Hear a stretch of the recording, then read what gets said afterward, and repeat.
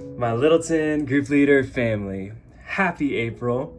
We find ourselves in the midst of a season change where it is snowy one day and then 70 and sunny the next. It's a beautiful thing. I'm pretty stoked about it. But, we also find ourselves in the middle of a spiritual season change. Regardless of the church environment that you may have grown up in, we are currently in the middle of Lent, which is the 40-day season that's observed leading up to Easter. Lent is where we're invited to make more space for God in our lives. We talked a whole lot about that last month, right, in our group leader collaboration and our practice for March.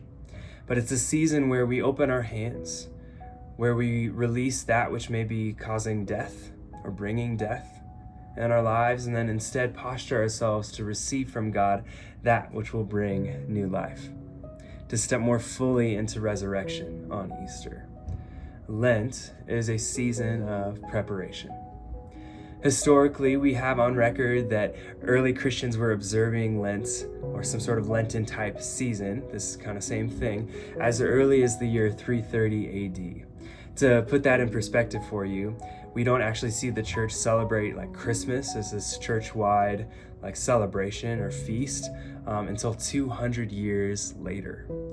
So we've been practicing Lent for a long time, and yet for how deeply rooted it is, it's often misunderstood. It's either completely ignored or it's hyperfixated, right, as this like punitive time that we need to get ourselves right with God. I grew up Catholic, so when I was young, it seemed like, honestly, just like another archaic religious tradition that either turned people into like self-righteous rule followers or bummed out people that you really just didn't see until Easter Sunday. But either way, there was this theme of suffering. Man, that like we needed to suffer somehow in order to get yourself right with God. But the more time I've spent healing, but then actually being intrigued about what this season is supposed to mean, in Jesus' time in the wilderness, we actually don't really see suffering per se. We see testing, we see preparation, and we see God meeting him. We see deep care.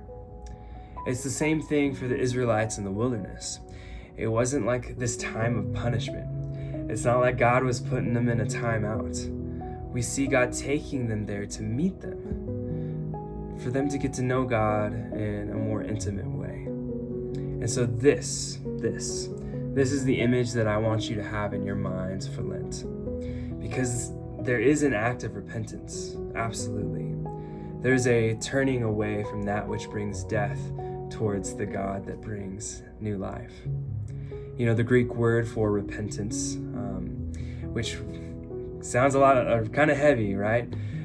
It's actually this word metanoia, which it has this energetic connotation where you are actually physically moving your body away from one thing towards something else.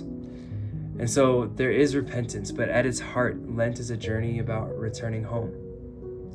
It's returning home to the truth of who God is.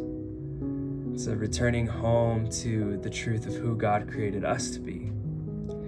And it's a returning home to the truth of the good story that God is writing in this world. So we practice Lent not because we need to suffer in order to do something to earn favor or love or right standing with God. No. We do this because God is inviting us to live.